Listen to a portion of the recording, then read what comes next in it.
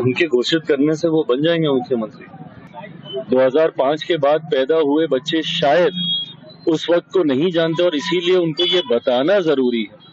जैसे देश को बताना जरूरी है कि आपातकाल के दौरान, इमरजेंसी के दौरान किस तरीके से पूरे देश को बंदी बना दिया गया था, उसी तरीके से बिहारियों को ये बताना जरूरी है। और खास तौर पर फर्स्ट टाइम वोटर्स जो पहली बार इस बार मतदान देने जाएंगे, उनको ये बताना और उनका ये जानना जरूरी है कि राष्ट्रीय जनता दल और इनके गठबंधन ने 90 के दशक में किस तरीके से बिहारियों को पलायन करने के लिए मजबूर किया, किस तरीके से बिहार को बर्बाद किया।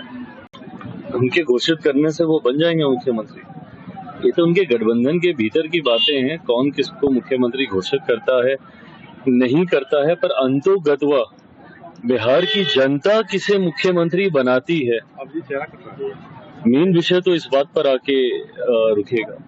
और मैं नहीं मानता कि बिहार की जनता पुनः एक बार फिर बिहार में जंगल राज लाने के लिए राष्ट्रीय जनता दल के किसी भी नेता को चुनने का काम करेगा। 90 का वो दशक जब इनकी पार्टी, इनके परिवार के लोगों के द्वारा जिस तरीके से बिहार और बिहारियों को प्रताड़ित करने का कार्य किया गया, वो यादें आज भी कम से कम हर उस बिहारी के जहन में है जिन्होंने 90 की उस प्रताड़ना को झेलने का काम किया। 2005 के बाद पैदा हुए बच्चे शायद उस वक्त को नहीं जानते और इसीलिए उनको ये बताना जरूरी है। जैसे देश को बताना जरूरी है कि आपातकाल के दौरान, इमरजेंसी के दौरान किस तरीके से पूरे देश को बंदी बना दिया गया था, उसी तरीके से बिहारियों को ये बताना जरूरी है। और खास तौर पर फर्स्ट टाइम वोटर्स जो पहली बार इस बार मतदान देने जाएंगे, उनको ये बताना और उनका ये जानना जरूरी है कि राष्ट्रीय जनता दल और इनके गठबंधन ने 90 के दशक में किस तरीके से बिहारियों को पलायन करने के लिए मजबूर किया, किस तरीके से बिहार को बर्बाद किया। एनडीए का सीट शेयरिंग कब होगा? महागठबंधन का लगातार हो गया सर, चुनाव पे लगातार आरोप लगा रहे हैं। हाजीपुर कह रहे हैं कि बिहार में एनआरसी लागू कर रहा है उचित तरीके से।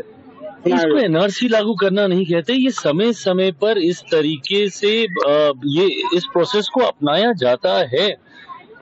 किसी तरीके का इसमें फर्जीवाड़ा नहीं हो। ऐसे लोग जिनकी मृत्यु हो गई है, उनके वोटर आईडी को जब्त किया जाए, जो नए लोग जुड़े हैं उनकी ठीक से पहचान की जाए। समय समय पर ये प्रोसेस अपनाया जाता है।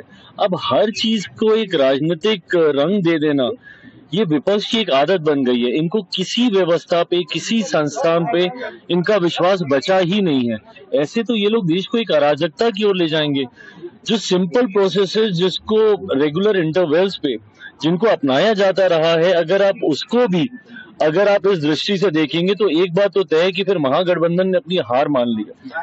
अब हार के बहाने ढूंढने का कार्य इनके नेता, इनके दल के द्वारा किया जा रहा है। अगर आप ये वीडियो YouTube पर देख रहे हैं तो हमारे चैनल को सब्सक्राइब करें और बेल आइकन को दबाना ना भूलें। अगर आप Facebook पर ये वीडियो देख रहे हैं तो हमारे पेज को लाइक करें।